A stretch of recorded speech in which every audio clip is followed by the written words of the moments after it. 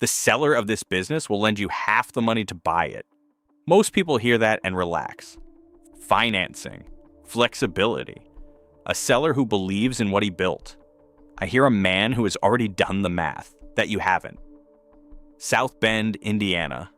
Soda and snack vending route. 11 machines. 6 locations. Asking price, $80,000.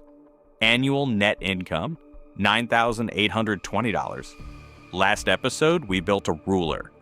The marketplaces publish their own valuation guides. Vending routes trade at 1.5 to 3 times cash flow. Their rule, not mine.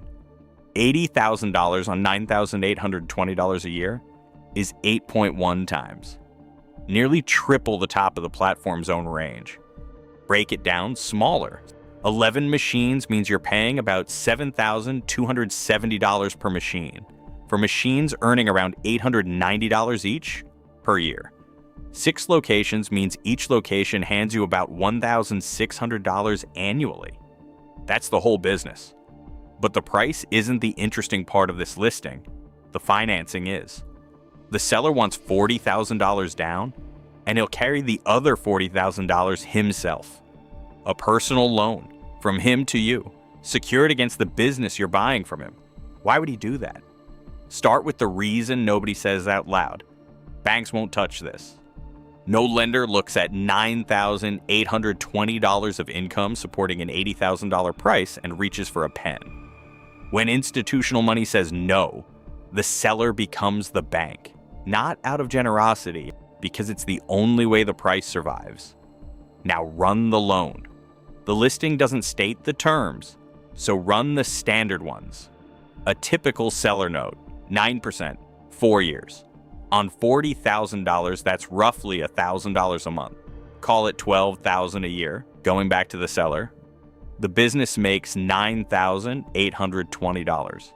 You owe $12,000. Every single dollar this route earns goes straight back to the man who sold it to you, and you are still short. You'd top up his payments from your own pocket for 4 years for the privilege of doing his service runs. That's not a business acquisition. That's a job where you pay the employer. And here's the reframe that matters. The seller isn't exiting vending. He's upgrading.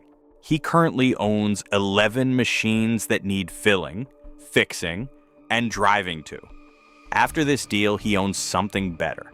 A $40,000 loan that pays him interest while you do all of that for him.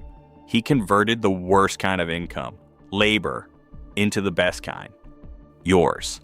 Now, fairness. Seller financing is not automatically a trap.